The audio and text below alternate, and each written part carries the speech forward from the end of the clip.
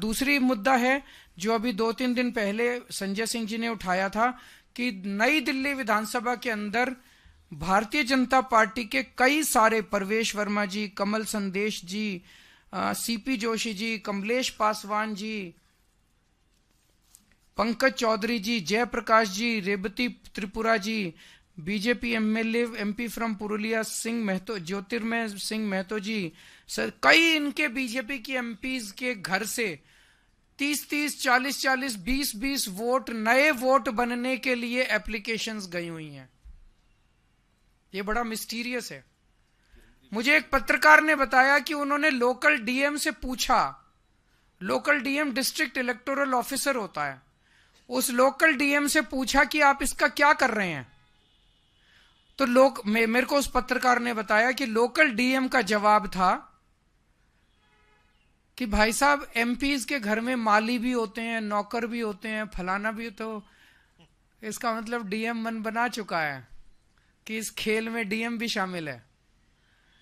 ये लोग अपने इन घरों में, परवेश वर्मा जी इस घर में 10 साल 11 साल से रह रहे हैं, 11 साल से रह रहे हैं। 8 महीने पहले तो 11 साल से वो बिना माली के, बिना नौकर के, बिना रसोइये के, बिना उसके काम चला रहे थे। वहां तब तक 3 वोट बने हुए थे, वो 3 वोट से काम चला रहे थे। अब अचानक 15 दिन में उन्हें सारे रसोइये याद आ गए, सारे माली याद आ गए, सारी, ये क्या है? इलेक्शन कमीशन भी मिला हुआ है, बीजेपी भी मिली हुई है, सांसदों के घरों से 30-30, 40-40 वोट अगर 10 दिन 15 दिन पहले बनने चालू हो जाएंगे और डीएम, लोकल डीएम जो है पत्रकारों को उसकी जस्टिफिकेशन देगा, तो चुनाव की प्रक्रिया में सैंक्टिटी कहां बच गई? फिर चुनाव करा क्यों रहे हो? डिक्लेयर कर दो इनको, बीजेपी वालों को, कि बीजेपी जीत गई, बस अब इस देश के अंदर तानाशाही होगी। ये होने नहीं देंगे हम किसी हालत में।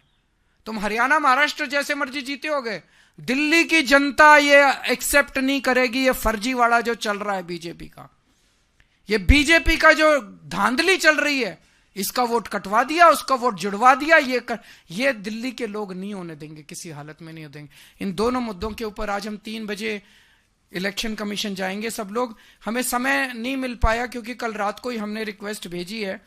हम इलेक्शन कमीशन के शुक्रगुजार हैं, जब भी हमने टाइम मांगा उन्होंने दिया।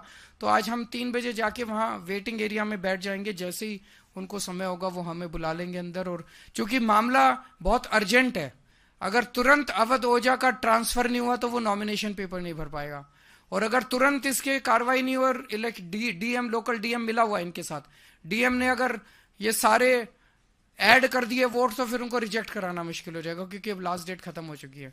तो इन दोनों मुद्दों के ऊपर आज हम उनसे मिलने के लिए जाएंगे।